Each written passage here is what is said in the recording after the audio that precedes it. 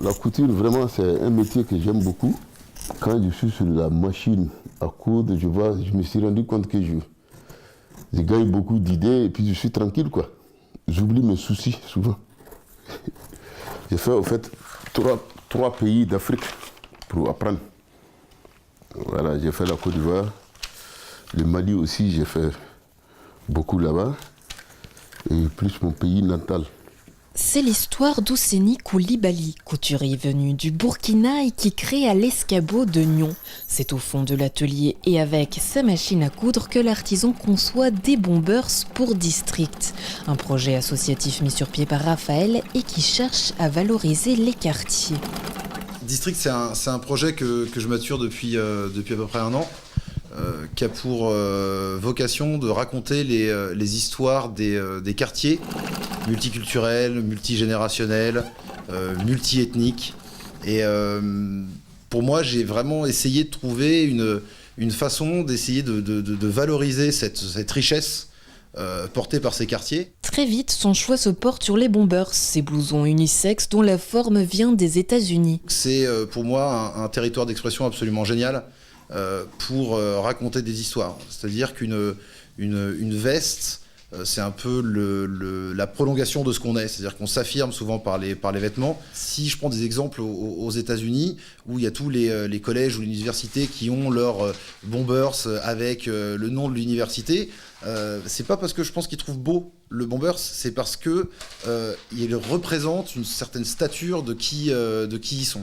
Ça serait votre objectif d'avoir des bombers nyonnais ? Alors, eh ben c'est une bonne question. J'ai déjà le sentiment de créer des bombers rives. Donc pour moi, ils sont nyonnais. Des bombers nyonnais donc, mais surtout uniques, pensés et créés sur place par des talents locaux. Ousseni met environ 8 heures pour réaliser un bombers. Ici, chaque détail compte. Oui. Tout ce que tu coupes, tu repasses et puis... Donc souvent, je prends toute une journée et puis je fais ça.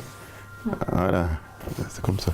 Si par la suite Raphaël espère que son projet s'étende à d'autres quartiers, voire d'autres villes, c'est à Nyon, son propre lieu d'habitation, qu'il a souhaité débuter. Et ça marche, tout le monde veut l'essayer. Je vais l'essayer dans l'autre sens, je peux aussi ? Ah ouais, là on est bien. Ça, c'est bon. Ouais, j'adore. Moi j'adore. Ah, moi j'aime. Bel article hein, qui est très beau, qui est très coloré. Et puis je pense que le projet va très bien avec l'escabeau.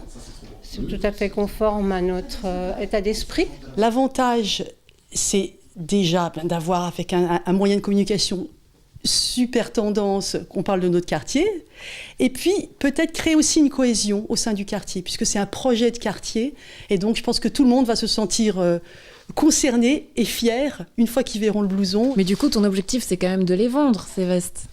Alors, absolument pas.